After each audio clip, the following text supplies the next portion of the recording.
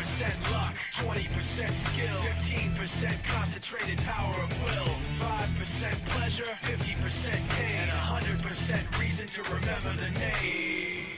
Hey, my name is Sandy and you're watching Saturday in the YARebels. This week's topic is how and why we started writing. As for me, I never really had a certain point at where I just started writing. Ever since I was a kid, I was always telling myself stories to entertain myself. So for me, I've just always been writing, and now it's just such a habit that I have to write. Maybe not stories per se, but blogging I do a lot. Vlogging, obviously, I do a lot. I just have to tell stories. I do have some specific points in my life that did inspire me to become a writer. Specifically, in the 3rd grade, I was reading one of my stories out loud. We were having sharing time, show and tell. I stood up and I read a story of mine. It was like this, it was Pokemon fan fiction, and it got pretty gruesome.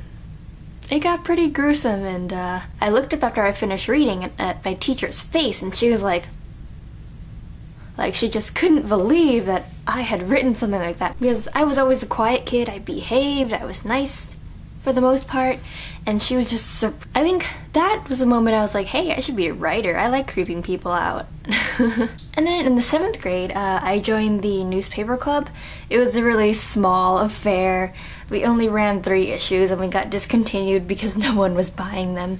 I was asked to write a story for it. Then it would be serialized throughout several issues, and I was pretty much given free reign. I could write whatever I wanted. And of course, I choose to start off the story with a car crash that kills everybody except for the child who was sitting in the back, who becomes an orphan that's jaded in the future because of that car crash. Now, before we actually got to print off the papers, we had to get it okayed by the principal. He sent back our rough draft for the first issue, and over my story, he wrote a sticky note that said, "See me about this story." The advisor for our paper had to go talk to the principal, and apparently the principal thought that it was inappropriate for us to publish this story, and he thought that the advisor had written it, not one of the students. Now, to be fair, I am highly exaggerating, and it wasn't as bloody as I made it out to be, but the main concern was that it would invoke some bad memories for people who may have lost their parents in a car crash before. So I was told to rewrite it and make it more G-rated. As for why I write, I just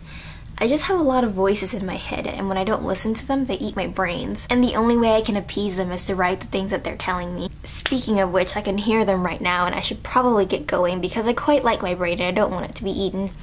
Bye.